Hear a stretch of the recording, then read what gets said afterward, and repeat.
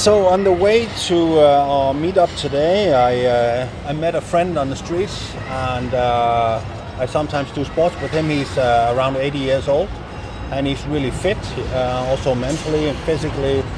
As we talked a little about this healthcare issue that we were going to have a conversation about today. And we talked, for example, about movement, exercise, but also about food. And he said, well, it's my experience, Frank, that it's very, very hard to change behavior for people. Yeah. And it's also hard for professional helpers, coaches, etc., to help people to change behavior. Yeah. And so there's a lot of talk of this, better food, more healthy food, but also how do we help each other move more during the day? Yeah. And I'm curious to hear your thoughts about this, about your experience about this prevention aspects. Yeah. Yeah, I think it's important because it goes back to almost evolutionary, the way we move, how we're supposed to move, and it's just walking or running or jumping, like all these basic movements that we hardly ever do anymore, that as a kid you would do every day. It's just natural. Like you have this drive to climb and to run and to do all kinds of things, and then you lose it, especially if you work like me in the office. Yep.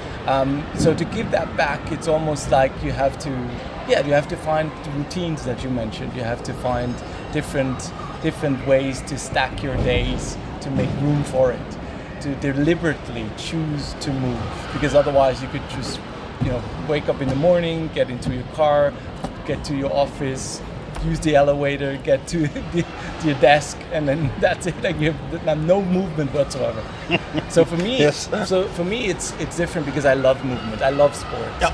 But I see a lot of my coworkers, especially during the pandemic, they struggled with this because they were at home all the time, and then you would use like the commute with a bike, for example, or the bus and then walk, and that wasn't there anymore because they were forced to stay inside.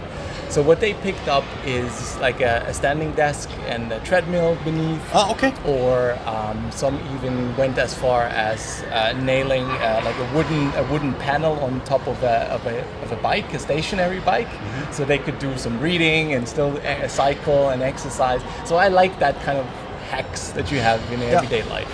And I used to pick up the same as well. So I have walks in the morning or Pilates or whatever you do, just to get a 15 minutes of movement, and then you have dedicated exercises that you do, or sports, football or whatever you like to play, and so that helps a bit.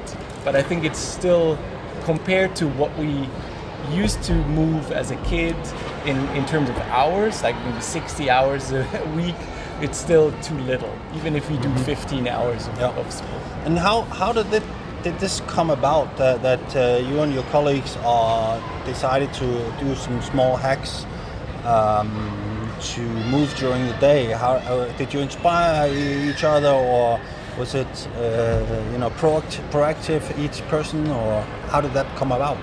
Yeah, it was an interesting thing because during the pandemic, I think all of us were lost in a sense of how long is this going to be, how severe is the pandemic going to be. And then people started like small social groups. When someone posted in the office like an email or a chat, we used to have Microsoft, so they chatted and said, oh, I just got a new bike, a stationary bike, because I want to get moving. And then others got interested, like, oh, where did you bought it from? And I also, like, I haven't moved in 2 weeks now, like, how do I get out of the house? And so that became an entire dedicated chat group. Interesting. Just for the office. And we were just 200 people max in the office, like worldwide, right? And then people were just sharing tips, like, oh, I used to do this, or here's my Pilates routine, or we can do, like, can we have a Zoom call during lunchtime? And then people were doing that, like Zoom call, doing yoga session, 40 minutes. With some, like, it's great. It's great. It's just sharing the mother of all invention is it's the necessity of just having to invent something.